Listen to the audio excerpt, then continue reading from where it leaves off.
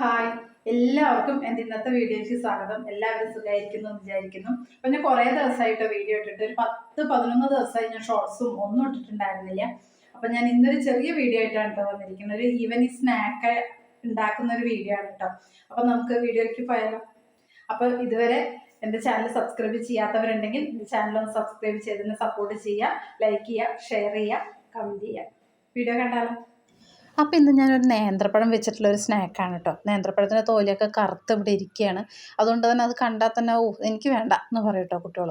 പക്ഷെ പഴത്തിനൊരു കേടുമില്ല കേട്ടോ, എൻ്റെ തോല് കറുത്തിട്ടുണ്ടെന്ന് തന്നെയുള്ളൂ. അപ്പം ഞാനത് ഒരു പഴമേ ഉള്ളൂ, അത് വെച്ചിട്ടുണ്ടാക്കാമെന്ന് വിചാരിച്ചിട്ടോ. അത് മതിയാവും, കുട്ടികൾക്കും 2-3 ആൾക്ക് കഴിക്കാനൊക്കെ ധാരാളം ഉണ്ടാവും കേട്ടോ. ഒരു പഴം എടുത്തിട്ടുണ്ട്. പിന്നെ അതിൻ്റെ തോല് കളഞ്ഞിട്ട് ഞാൻ ചെറുതായിട്ട് മുറിച്ചെടുക്കുകയാണ് കേട്ടോ. പിന്നെ ഇതിനെ മിക്സിയിലിട്ട് അരച്ചെടുക്കണം. വെള്ളമൊന്നും ചേർക്കണ്ട കേട്ടോ. നമ്മൾ മിക്സിയിലിട്ടിട്ട് നന്നായി അടിച്ചെടുക്കുകയാണ് ചെയ്യണത്. ഞാൻ പൊതുവെ ഫ്രൂട്ട്സ് ഒന്നും കഴിക്കാറില്ല കേട്ടോ. എനിക്ക് ഫ്രൂട്ട്സ് തീരെ ഇഷ്ടമല്ല. മുന്തിരി ആയാലും ഓറഞ്ച് ആയാലും ആപ്പിളായാലും ഒന്നും ഞാൻ കഴിക്കില്ല കേട്ടോ. ആകെ കഴിക്കണത് നേന്ത്രപ്പഴമോ ചെറുപഴമോ അതും അത്യാവശ്യം കഴിക്കും, അത്രയേ ഉള്ളൂ കേട്ടോ. എനിക്ക് തീരെ താല്പര്യമില്ലാത്ത ഐറ്റംസാണ് കേട്ടോ ഫ്രൂട്ട്സൊന്നും. എനിക്കിഷ്ടമല്ല. പക്ഷെ എൻ്റെ മോൾക്ക് ഫ്രൂട്ട്സൊക്കെ ഇഷ്ടമാണ് കേട്ടോ. പിന്നെ ഞാനിതാ പഴം അടിച്ചെടുക്കുകയാണ്. 2 ട്രിപ്പ് അടിച്ചാൽ തന്നെ നന്നായി അരഞ്ഞ് വരും കേട്ടോ. പിന്നെ ഇതിന് ഞാൻ മൈദയാണ് കേട്ടോ പിന്നെ ഉപയോഗിക്കുന്നത്. പിന്നെ മൈദയോ ഗോതമ്പ് പൊടിയോ ഒക്കെ യൂസ് ചെയ്യാം. അപ്പം ഞാൻ ഇന്ന് മൈദ കൊണ്ട് ഉണ്ടാക്കാമെന്ന് വിചാരിച്ചു കേട്ടോ. അപ്പോൾ ആ പഴം അടിച്ചതൊക്കെ ഞാനത് വേറൊരു പാത്രത്തിലേക്ക് മാറ്റുകയാണ്. പിന്നെ അതിലേക്ക് നമുക്ക് തേങ്ങ ആവശ്യമാണ് കേട്ടോ. തേങ്ങ ചിരകി വെച്ചിട്ടുണ്ട്. അപ്പോൾ ഈ പഴത്തിൻ്റെ ആവശ്യമായ തേങ്ങ അതിലിട്ട് കൊടുക്കുക. പിന്നെ നമ്മൾ മൈദയും കൂടി ഇട്ട് കൊടുക്കുക കേട്ടോ. പിന്നെ ഇട്ട് കൊടുക്കണത് ഒരു നുള്ളു ഉപ്പാണ് കേട്ടോ. നമ്മുടെ ഈ മധുരം ബാലൻസ് ചെയ്യാൻ വേണ്ടിയിട്ട് ഒരു നുള്ളു ഉപ്പും ഇത്തിരി ബേക്കിംഗ് സോഡയും കൂടി ഇട്ട് കൊടുക്കുന്നുണ്ട്.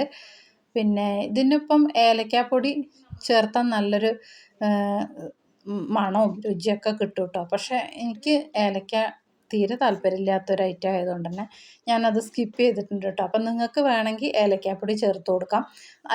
അത് ഇഷ്ടമുള്ളവരാണെങ്കിൽ അതിൻ്റെ ഒരു മണവും രുചിയൊക്കെ ഉണ്ടാവുമല്ലോ.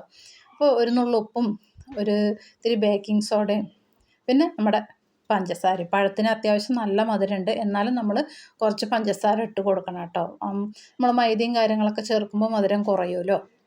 അപ്പോൾ നമ്മൾ കുറച്ച് പഞ്ചസാരയും കൂടി ഇട്ടിട്ട്, കറണ്ട് പോയിട്ട് അതുകൊണ്ടാണ് പെട്ടെന്ന് ഇരുട്ടായത്, പഞ്ചസാരയും കൂടി ഇട്ടിട്ട് നമ്മൾ നന്നായിട്ട് മിക്സ് ചെയ്ത് കൊടുക്കുക. അപ്പം നമ്മളത് മിക്സ് ചെയ്യുമ്പോൾ ആ പഴത്തിൻ്റെ വെള്ളം ഉണ്ടല്ലോ, അതിന് പാകത്തിന് നമ്മൾ മൈദയോ ഗോതമ്പ് പൊടിയോ എന്താണെങ്കിലും ഇട്ട് കൊടുക്കണം കേട്ടോ.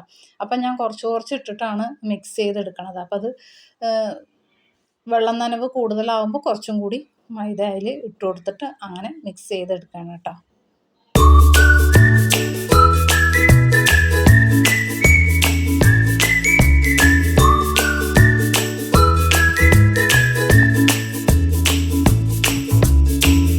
പിന്നെ ഞാനത് കൈകൊണ്ട് കുഴച്ചെടുക്കുകയാണ്. നന്നായിട്ട് നമ്മൾ കൈകൊണ്ട് അതൊന്ന് മിക്സ് ചെയ്തെടുക്കണേ.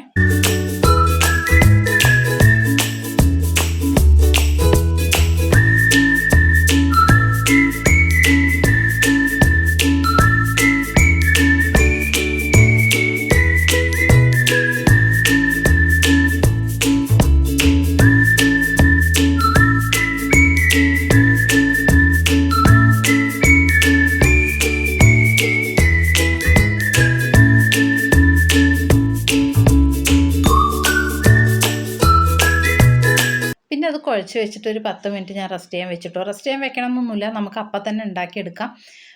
പിന്നെ ഒരു 10 മിനിറ്റ് കഴിഞ്ഞതിന് ശേഷം ഞാൻ എണ്ണ ഒഴിച്ച് കൊടുക്കുകയാണ് കേട്ടോ. അപ്പോൾ ഏത് എണ്ണയിലാണ് നിങ്ങൾ ഉണ്ടാക്കുകയെന്ന് വെച്ചാൽ ആ എണ്ണ ഒഴിച്ച് കൊടുക്കുക. പിന്നെ അതിലേക്ക് നമുക്കത് ഉരുട്ടിയിട്ടോ എന്ത് ഷേപ്പിൽ വേണമെങ്കിലും നമുക്ക് ഉണ്ടാക്കിയിട്ട് കൊടുക്കാം കേട്ടോ. നമുക്ക് ഇഷ്ടമുള്ള ഷേപ്പിൽ ഉണ്ടാക്കിയെടുക്കാം. ഷേപ്പിലൊന്നല്ലല്ലോ കാര്യം, ടേസ്റ്റിലല്ലേ അല്ലേ. അപ്പോൾ ഞാൻ ഉണ്ടാക്കിയെടുത്തതാണ് ചെറുതായിട്ടൊന്ന് ഉരുളിട്ടിട്ട് ഒന്ന് പ്രസ് ചെയ്തു കേട്ടോ. അങ്ങനെ നമ്മുടെ ചെറിയ പരിപ്പ് വടയുടെയൊക്കെ ഒരു ഷേപ്പ് ഉണ്ടല്ലോ, ആ ഷേപ്പിലേക്ക് ആക്കിയിട്ടാണ് ഞാൻ അതിലിട്ട് കൊടുക്കണം കേട്ടോ.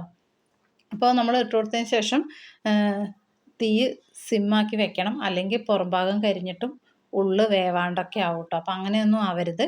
അപ്പം നമ്മൾ ചെറു തീയിലിട്ടിട്ട് അതിനെ നന്നായിട്ട് ഫ്രൈ ചെയ്തെടുക്കണം കേട്ടോ. നല്ല ക്രിസ്പി ആവും. അപ്പം ഞാനിതാ ഓരോന്നായിട്ട് ഞാൻ ഉണ്ടാക്കിയെടുക്കുകയാണ് കേട്ടോ.